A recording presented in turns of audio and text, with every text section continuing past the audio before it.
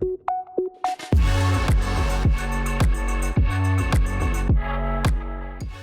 everyone, Alex here. If you're thinking about buying your first home in Canada, I know it can be super overwhelming, but more than a decade in real estate, I'm here to break it all down for you step by step. Buying a house involves three main parts. There's the prep phase, followed by the market research and showings phase, and then finally the transaction phase itself.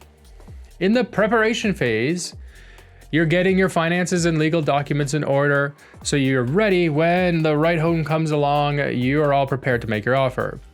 Then during the market research and showings phase, you of course do your showings. You look at 10 million property photos online and you get some valuable feedback from your realtor. Now during the transaction phase, you work closely with that real estate agent to make an offer, negotiate, and finalize the purchase and eventually close. All right, let's start with the basics. In the preparation phase, get pre-approved for a mortgage. Here's an example. This is a pre-approval letter. I'm pleased to offer you a pre-approval at the purchase price of approximately $200 million. Yeah, so that's it. A pre-approval letter tells you your top end ceiling that you can afford when you're about to buy a home. Based on that, you can calculate what your monthly payment would be using an online mortgage calculator. I left the link to my favorite one in the description. Find a realtor and get on a search, man. So choose an agent who understands your market. They have access to some exclusive resources. They can offer different options for your search.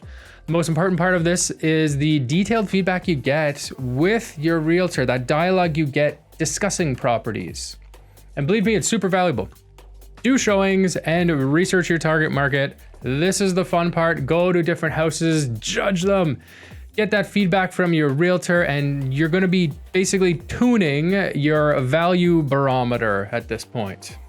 We have found our dream home, and now we are moving on to the transaction phase. And here's how the transaction flows. So first you make your offer and you start negotiating. And then with the agent, you'll be submitting this offer, and this offer will have terms and conditions that you've discussed with your agent that protect you, such as, of course, the inspection condition, where you get the right to inspect your home and back out if it didn't go well, and you get your deposit back in full, risk-free. The negotiation process varies in time, and it really just depends on the case. It could be like 5 minutes or it could be like 5 days. So after both parties make an agreement, then there is an acceptance. We are on to the second step of the transaction, which is the conditional period. The property is now conditionally sold. That makes it unsellable to anyone else, and you as the buyer actually have a lot of the power finally. During this period, usually about a week, you as the buyer do your home inspections, get your mortgage approved for that particular property, and you satisfy some of your other conditions you might have in there too. But if, for example, your inspection sucked, you could still back out, or you could even renegotiate.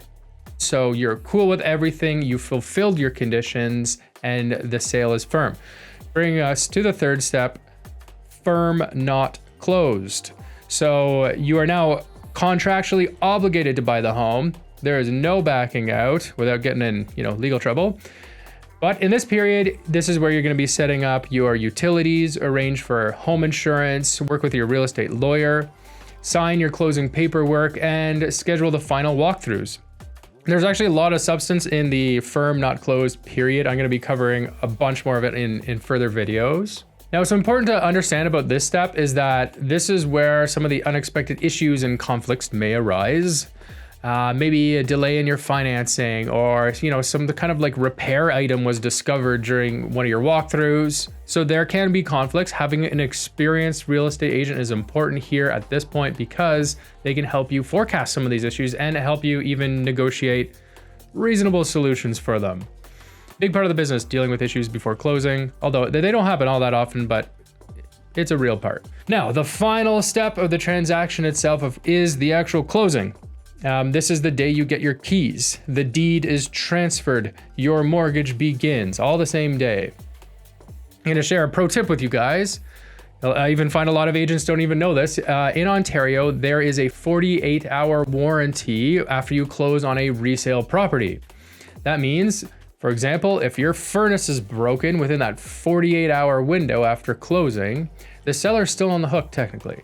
So be sure to test all the major systems on closing day and timestamp any issues that might arise. Now, you timestamp this issue by sending your lawyer a description, photo, video with time sensitive in that title, and then your lawyer then timestamps the issue with the seller's lawyer. And what's important in here is sending that email within that 48-hour window and not a minute later.